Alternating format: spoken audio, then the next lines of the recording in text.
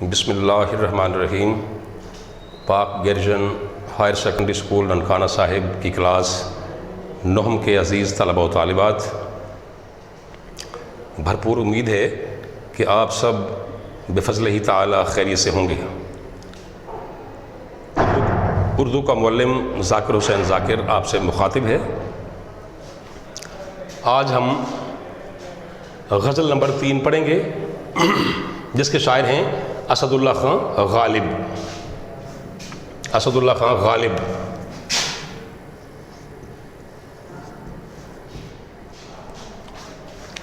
یاد رہے کہ مرزا غالب اردو غزل کے سب سے ممتاز اور نمایاں شاعر ہیں، یعنی جب بھی ان کا کوئی شعر آئے گا تو یہ چیزیں ساتھ جائیں گی تشریح کے آغاز میں۔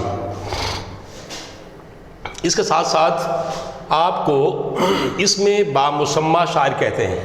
اس میں بامسمہ شاعر، اس سے مراد ہے کہ جیسا انسان کا نام ہے ویسی ہی صفات ہیں، اوصاف ہیں، یعنی ویسی ہی کوالٹیز ہیں۔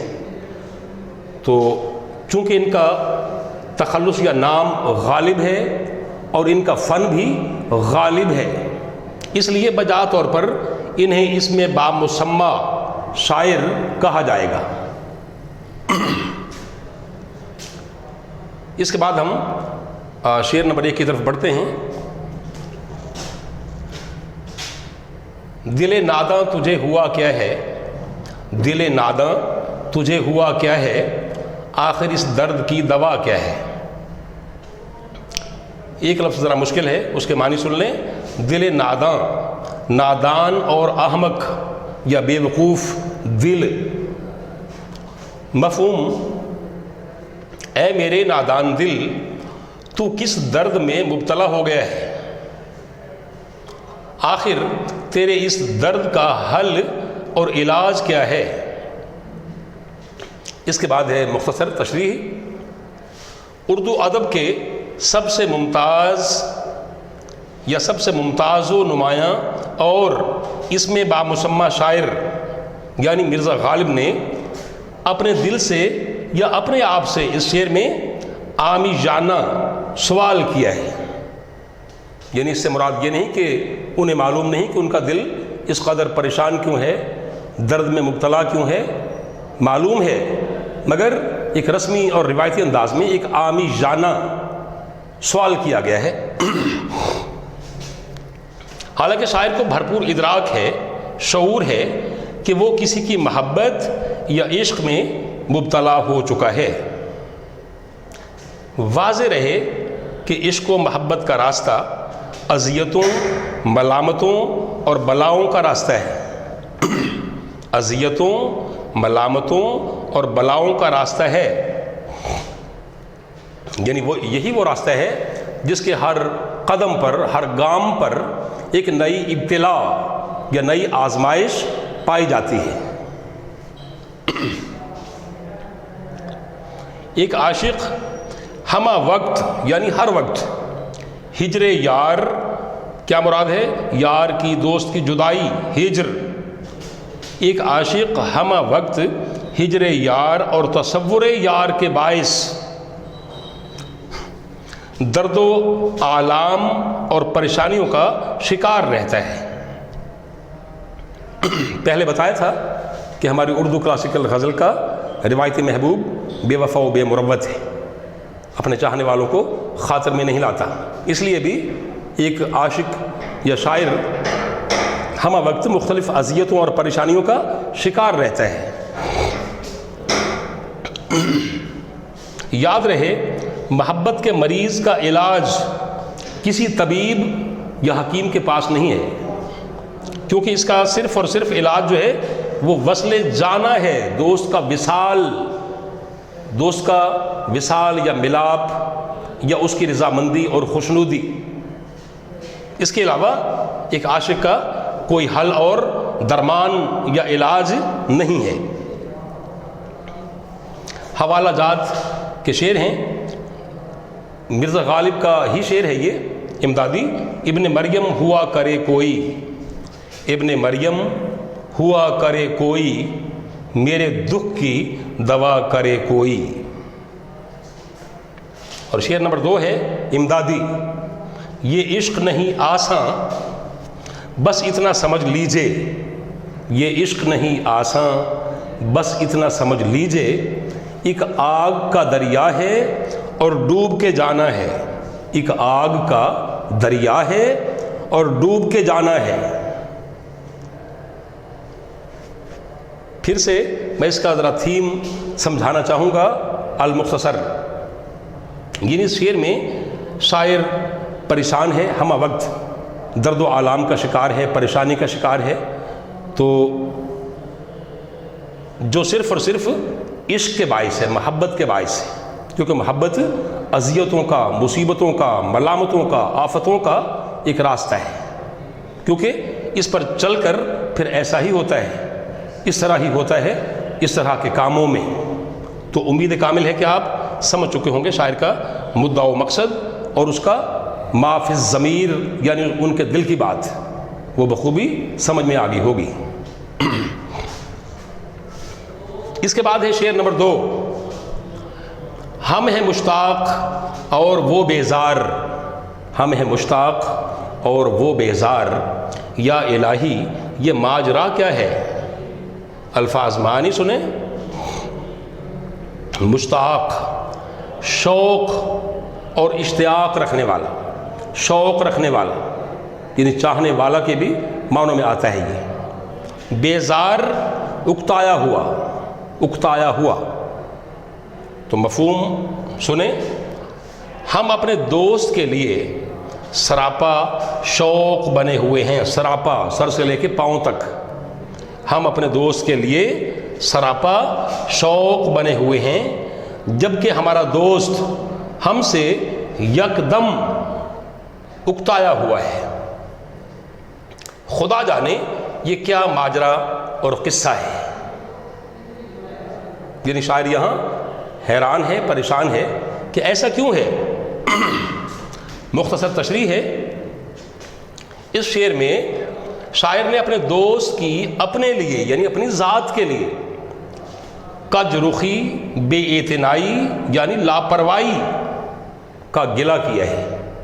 اس شعر میں شاعر نے گلہ کیا ہے کس کا؟ اپنے دوست کی بے وفائی کا، بے مروتی کا، بے توجہی کا، تغافل کا، بے نیازی کا گلہ کیا ہے. پہلے بھی بات ہوئی کہ کئی دفعہ کہ غزل کا روایتی محبوب چونکہ بے نیازی اور لاپرواہی کا، بے نیازی اور لاپرواہی کا نمونہ اور مجسمہ ہوتا ہے، جو اپنے چاہنے والے کو یعنی عاشق کو خاطر میں نہیں لاتا، اس کی پرواہ نہیں کرتا. وہ بخلاف اس کے یعنی اس کے برعکس، بخلاف اس کے شاعر یا عاشق وفا و مروت و محبت کی تصویر ہوتا ہے. یعنی دونوں کا مزاج یکسر مختلف ہے. عاشق اور معشوق کا، عاشق یا محبوب کا یعنی مزاج بالکل اپوزٹ ہے، برعکس ہے، ایک دوسرے کے الٹ ہے. اسی لیے شاعر گلہ کنا رہتا ہے. گلہ کنا، گلہ کرنے والا، گلہ کنا رہتا ہے اور عالم حیرت میں پوچھتا ہے، یعنی حیران ہو کر پوچھتا ہے وہ کہ میری وفا و مروت کا جواب وفا و مروت کی شکل میں کیوں نہیں دیا جا رہا. حالانکہ مشہور بھی ہے، فارسی میں ہے کہ دل را بدل رہیست، یعنی اسے اردو میں ہم اس طرح کریں گے ٹرانسلیٹ کر کے، یہ مثل ہے، ضرب المثل، دل کو دل سے راہ ہوتی ہے. یہ حوالہ جات میں چیز آئے گی، دل کو دل سے راہ ہوتی ہے. یہ کوماز میں اور ہائی لائٹڈ ہوگا یہ مقام. اس کے بعد ہے شعر ہے امدادی. الفت کا تب مزہ ہے کہ ہوں وہ بھی بے قرار. الفت کا تب مزہ ہے کہ ہوں وہ بھی بے قرار. دونوں طرف ہو آگ برابر لگی ہوئی. دونوں طرف ہو آگ برابر لگی ہوئی. مراد یہ ہے کہ جب ایک دوست دوسرے دوست کو ٹوٹ کر چاہتا ہے، بے پناہ چاہتا ہے، تو اس کی ہر ادا پر، حکم پر جان نچھاور کرنے کا آرزو مند ہے، تو دوسرے دوست کو بھی ویسا ہی ہونا چاہیے اس کے لیے. تو اس میں یہی نقطہ بیان کیا گیا ہے کہ شاعر کہتے ہیں کہ میں تو اس کے لیے اتنا شوق رکھتا ہوں ہر وقت، یعنی اس کے لیے متجسس ہوں، ملنے کا آرزو مند ہوں. ادھر سرد مہری کیوں ہے، یعنی ادھر میرا دوست جو ہے وہ ٹس سے مس کیوں نہیں ہوتا، اس کے ہاں جو اس کے محبت کے جذبات ہیں وہ کیوں نہیں متحرک ہوتے، بھڑکتے کیوں نہیں ہیں. تو یہ نقطہ بھی آپ کی سمجھ میں آ گیا ہوگا. تو شعر نمبر 3 کی طرف بڑھتے ہیں. تیسرا شعر ہے: میں بھی منہ میں زبان رکھتا ہوں، میں بھی منہ میں زبان رکھتا ہوں، کاش پوچھو کہ مدعا کیا ہے. تو بالکل آسان لفظ ہے، عام فہم سا شعر ہے. ایک لفظ آیا ذرا مشکل، مدعا. اس سے مراد ہے غرض یا مطلب اور مقصد. مفہوم سن لیں: اے دوست مجھے بات کرنے کا ڈھنگ خوب آتا ہے، یعنی میں بات کرنا جانتا ہوں، مجھے بات کرنے کا ڈھنگ خوب آتا ہے. کاش کبھی مجھ سے بھی میرا مدعا و مقصد پوچھا جائے، کاش کبھی مجھ سے بھی میرا مدعا و مقصد پوچھا جائے. اب اس کے بعد ہے مختصر تشریح. شعر حاضہ میں، یعنی اس شعر میں شاعر نے بشکل شکوہ، یعنی شکوہ کی شکل میں یا شکایت کی شکل میں، شعر حاضہ میں شاعر نے بشکل شکوہ یہ نقطہ اجاگر کرنے کی، نمایاں کرنے کی کاوش کی ہے کہ میرا دوست ایسا مغرور و متکبر، ایسا مغرور و متکبر ہے اور ایسا بے اعتنائی و لاپرواہی کا پیکر ہے یا نمونہ ہے. کس کا؟ بے اعتنائی، یہ بھی بے توجہی ہوتا ہے، لاپرواہی ہوتا ہے کہ کسی کو دوسرے کی پرواہ ہی نہ ہو، اسے کہتے ہیں بے اعتنائی اور لاپرواہی. پھر سے سن لو کیا کہا شاعر نے کہ میرا دوست ایسا مغرور و متکبر اور بے اعتنائی و لاپرواہی کا پیکر ہے کہ اس نے آج تک نہ مجھ پر نظر التفات، یعنی توجہ کی، محبت کی نظر نہیں کی، اور نہ میرا مقصد و ما فی الضمیر اور مدعا ہی پوچھا ہے. غور کیا جائے تو اس شعر کے 2 پہلو ہیں کم از کم، یعنی ایسا شعر جس میں ایک سے زیادہ پہلو ہوں اسے کہتے ہیں پہلو دار شعر. پہلو دار شعر، یعنی یہ شعر بھی غالب کا پہلو دار شعر ہے. پہلو دار، پہلا پہلو یہ ہے کہ شاعر کا دوست شاعر کا حال باقی لوگوں سے پوچھتا ہے، یعنی غالب کا جو حال ہے. پھر سے سنیں کہ شاعر کا یا عاشق کا دوست جو ہے، محبوب جو ہے، وہ غالب کا حال پوچھتا ہے، احوال پرسی کرتا ہے. کس سے؟ اس کے باقی دوستوں سے، یا محبوب اپنے باقی مداحوں سے غالب کی احوال پرسی کرتا ہے، اس کا حال احوال دریافت کرتا ہے. مگر شاعر کو اس بات کا رنج ہے کہ وہ براہ راست ڈائریکٹ وہ مجھ سے میرا حال کیوں نہیں دریافت کرتا، یا میرا مدعا و مقصد مجھ سے کیوں نہیں پوچھتا، کیونکہ میں اپنا مدعا بیان کرنے کا ڈھنگ اور ہنر خوب جانتا ہوں. تو کاش میرے دوستوں یا اس کے باقی پرستاروں سے غالب کا حال پوچھنے کے بجائے کاش غالب کہتے ہیں کہ مجھ سے براہ راست میرا دوست میرا حال پوچھے. دوسرا پہلو یہ ہے کہ شاعر کا جو دوست ہے یا محبوب ہے وہ اپنے باقی پرستاروں اور مداحوں کا حال، پہلے تھا سے حال پوچھتا ہے وہ غالب کا باقی مداحوں سے، اب ہے ان کا اپنا حال جو ہے.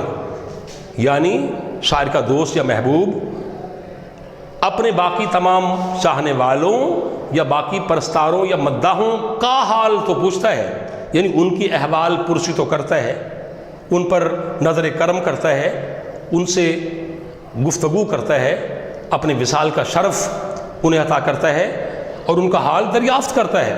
تو غالب کو ایسے میں اس بات کا دکھ ہے، شکوہ ہے کہ جب وہ ان کا حال پوچھتا ہے تو میرا کیوں نہیں پوچھتا؟ جیسے ان کا حال پوچھتا ہے ویسے کبھی مجھ سے بھی میرا مدعا اور مقصد پوچھا جائے، تاکہ میں بتاؤں کہ میرے جذبات کیا ہیں یا میں کیا کہنا چاہتا ہوں۔ تو حوالہ جات ہیں۔ غالب کا شعر ہے کہ کیا جانے تم کو غیر سے کیا رسم و راہ ہو، کیا جانے تم کو غیر سے کیا رسم و راہ ہو، ہم سے بھی پوچھتے رہو تو کیا گناہ ہو، ہم سے بھی پوچھتے رہو تو کیا گناہ ہو۔ تو شعر نمبر 2 ہے امدادی کہ اوروں سے کہا تو نے، اوروں سے کہا تو نے، اوروں سے سنا تو نے، کچھ ہم سے کہا ہوتا پھر ہم سے سنا ہوتا، کچھ ہم سے کہا ہوتا پھر ہم سے سنا ہوتا۔ یعنی اس شعر میں پایا جانے والا جو مدعا و مقصد ہے شاعر کا، وہ بھی آپ کو بخوبی یاد ہو گیا ہوگا۔ عزیزاً من، اس کے ساتھ ہی آج کے لیکچر کا وقت ختم ہوا چاہتا ہے۔ انشاءاللہ آئندہ لیکچر میں ملاقات ہوگی، تب تک کے لیے اللہ حافظ۔